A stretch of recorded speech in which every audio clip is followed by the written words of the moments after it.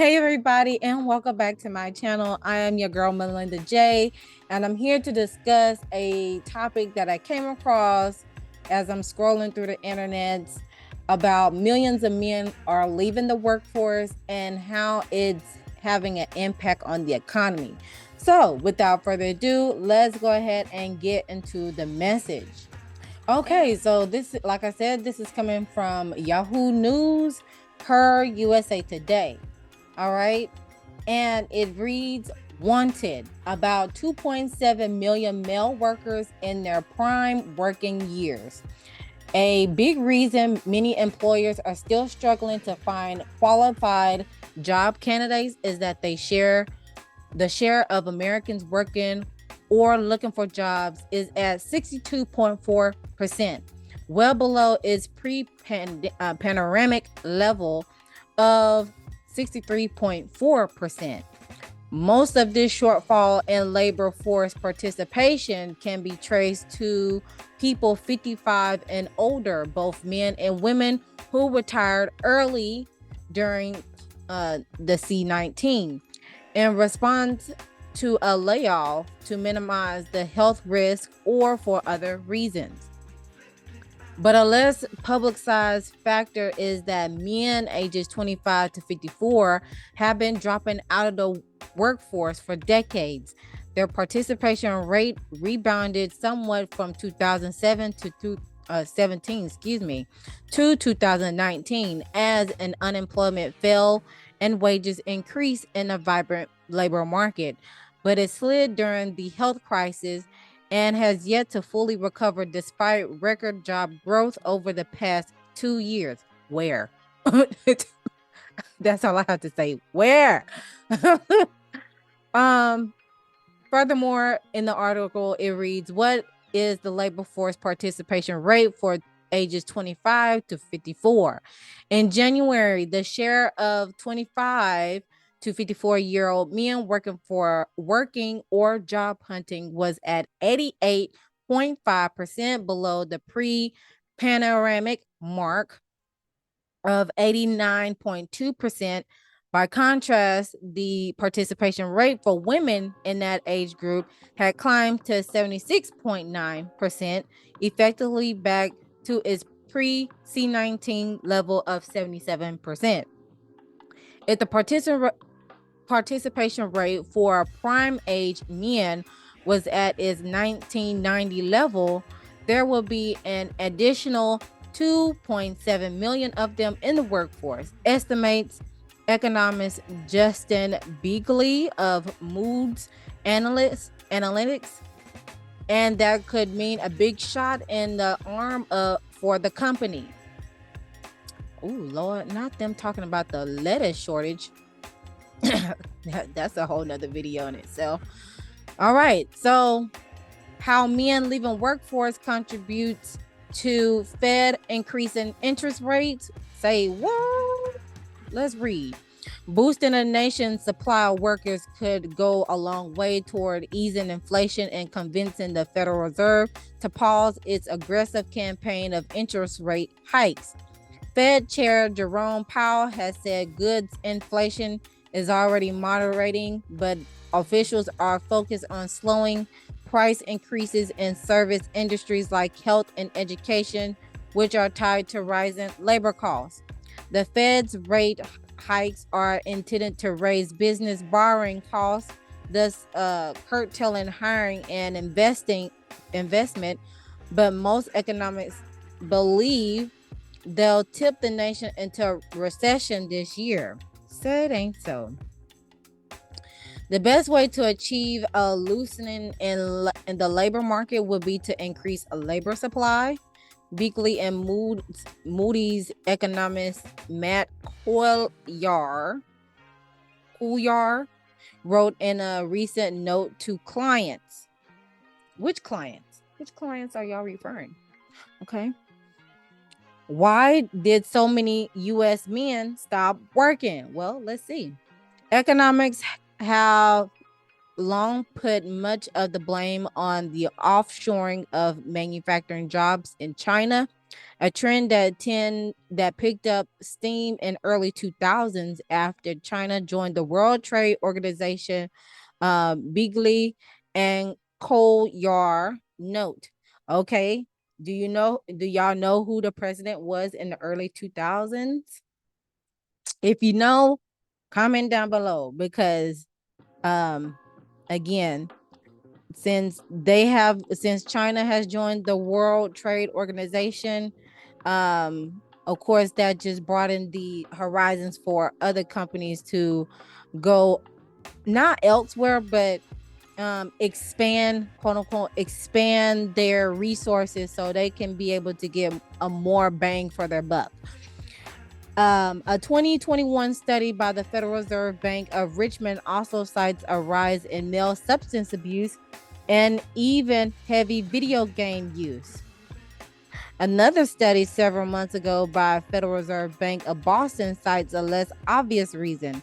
Non-college educated men have left the labor force in great numbers as the shortfall in their wages compared to college educated men has increased, the study says. Where? I'll look into the study, y'all. I'm just being real sarcastic right now because I'll tell y'all at the end. From 1980 to 2019, non-educated men median weekly earnings fell 17% after adjusting for inflation, while pay for their college education counterparts increased by 20%. This finding suggests that deteriorating social status is a plausible key factor, and the Boston Fed paper concluded. In other words, the lower self-esteem associated with a lower social status has caused some men to simply drop out rather than cope with the stress. It's unclear how they're generating income, but some may be relying on spouses' earnings or doing occasional work that's not recorded by the labor department. Surveys, in other words, hustles, side hustles. Other men leave the labor workforce to go back to school and bolster their skill set, while still others are hampered by disability, the paper said. So why are wages increasing? Over the past couple of years, however, the tide has turned somewhat. Lower wage workers have benefited from larger pay increases than higher wage employees, narrowing the gap between the two groups. As industries such as restaurant, hotels, and retail struggle to find employees, you know what? Because it's hard, because the term "the customer is always right" is a cliche at this point. Sometimes okay, let me finish this, y'all. Workers with a high school education or less reported annual wage growth of 6.7% in January, compared to with a gain of 5.9% for those with a bachelor's degree, according to Begley and the Federal Reserve Bank of Atlanta. Higher pay could be prodding at least some less educated, lower wage workers to return to the labor workforce.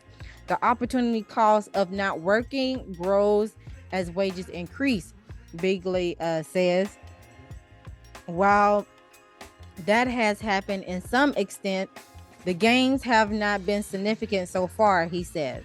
And like I said, the article originally appeared on USA Today.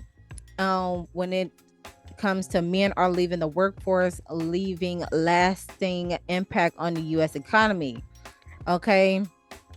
So what I got from this article is that it feels like the males that have been in the workforce, whether they are just starting or have been there for a long time, is I'm not saying struggle, but it seems like everything is honking down on them. It's like a whole burden, because they're the traditional value of a nuclear family, right?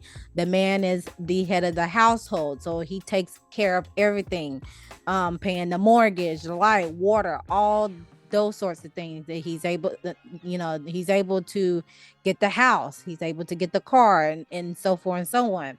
But as time has passed by, as times have changed, as well as wages are not meeting up to the standard of living, it has caused men to be like, to feel, get to a point to where they feel like that they are not needed anymore. The reason being is, what I say this is because, um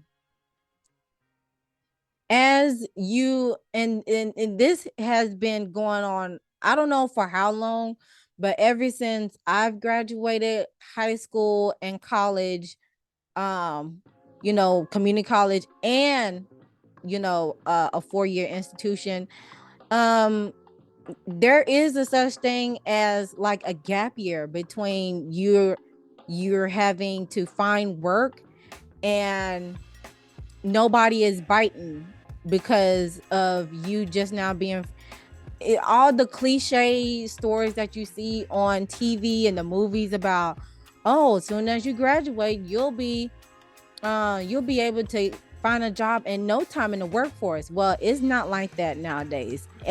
Coming from a person that has,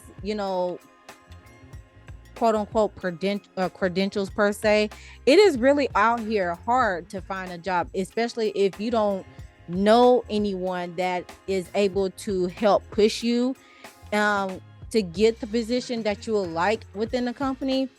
Instead of people actually giving folks a chance just based off, either their resume or just being eager to get the job at the time, that does not happen anymore. It's all about who you know at this point. And that does set a tone to how people continue to search for jobs, because it should not be like that.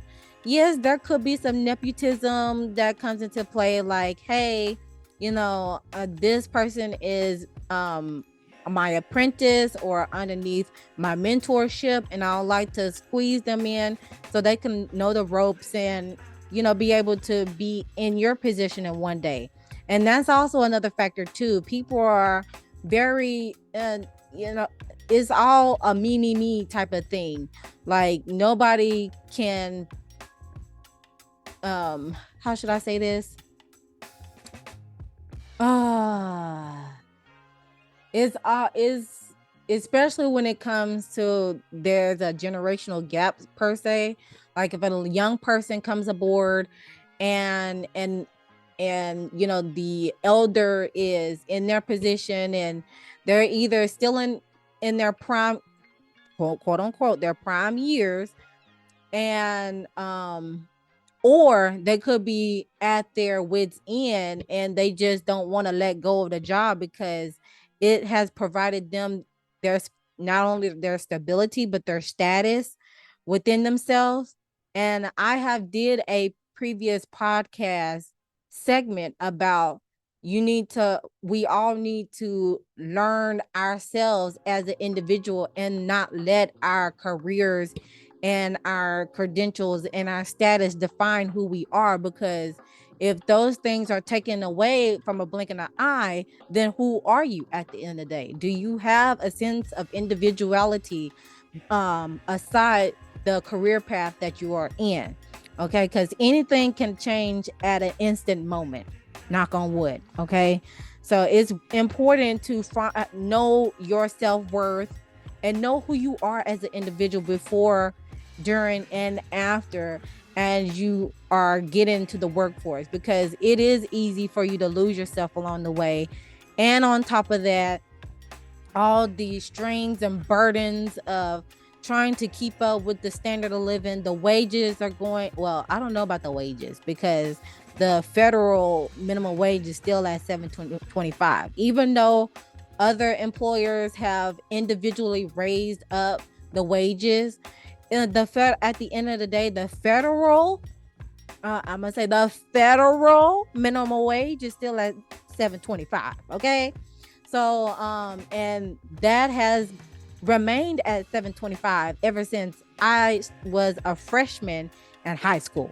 And that was back in 2007. Okay. So, yeah, a long periodically time. So it's time to raise up that minimum, that federal minimum wage, as well as, you know, I've also seen that in this video clip in regards to the economic or the economy being at on crisis because men are leaving the workforce, um because they either don't have the credentials, they don't have the network, to give them that extra push, that extra oomph for them to get in that position, and or there are emotions that play into that factor as well, um depending on who is your supervisor, who is your superior. Those are also things that people be looking into as well as they go up in the totem pole of the workforce. So it's all like a, at the end of the day, like my manufacturing processes teacher had told me, and she's Swedish, and she had told us, manufacturing is literally the backbone of this country, and that's how it was thriving, back in the day, was manufacturing. And the fact that the manufacturing jobs has went elsewhere like Mexico, China, India, the GDP goes down in the US because we're being a little bit too codependent on other countries. It's fine to have a partnership type of deal, but don't be so dependent on other countries, um because you're not honoring what your constituents wants to, add value to the country, but your refusal to meet us halfway is the fall of it all. Okay. So the video clip that I was watching in regards to this impact of the economy and men leaving the workforce, there is a fact sheet that was released by the White House as of August 9th, 2022. And, the president was mentioning about the CHIPS Act.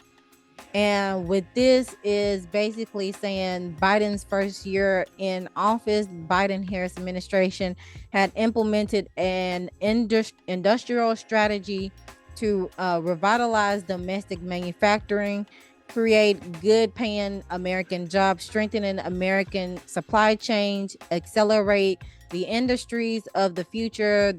These policies have spurred an historic recovery in manufacturing, adding 642,000 manufacturing jobs since 2021. Companies are investing in America again, bringing good paying manufacturing jobs back home. The construction of new manufacturing facilities has increased 116% over the last year. And with this, Biden will sign into law the Bipartisan Chips and Science Act of 2022, which will build on this progress, making historic investments that will pose the U.S. workers, communities, and businesses to win race for the 21st century. It will strengthen American manufacturing, supply chains, and national security, and invest in research and development, science, technology, basically STEM. The workforce of the future to keep the U.S.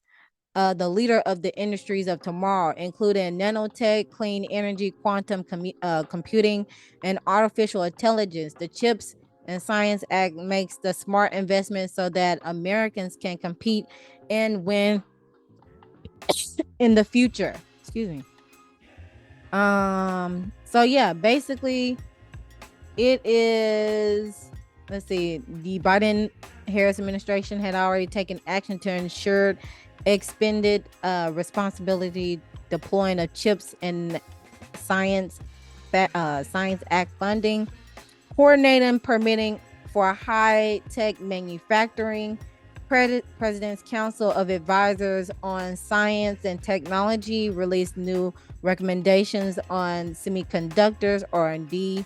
The Chips and Science Act will, bolster U.S. leadership in semiconductors, and the list goes on. So I'll probably do a separate video just reading this whole entire thing because, like I said before, the times the times is rough for everyone as an individual, as a whole.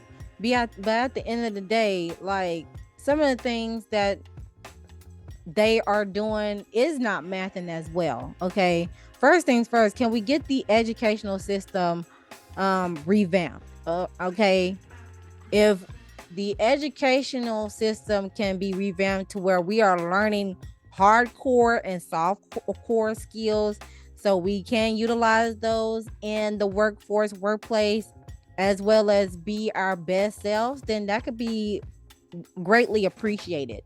Other than that, the curriculum that is provided is not serving us any good anymore. Okay, it is outdated, just like the infrastructure and everything else.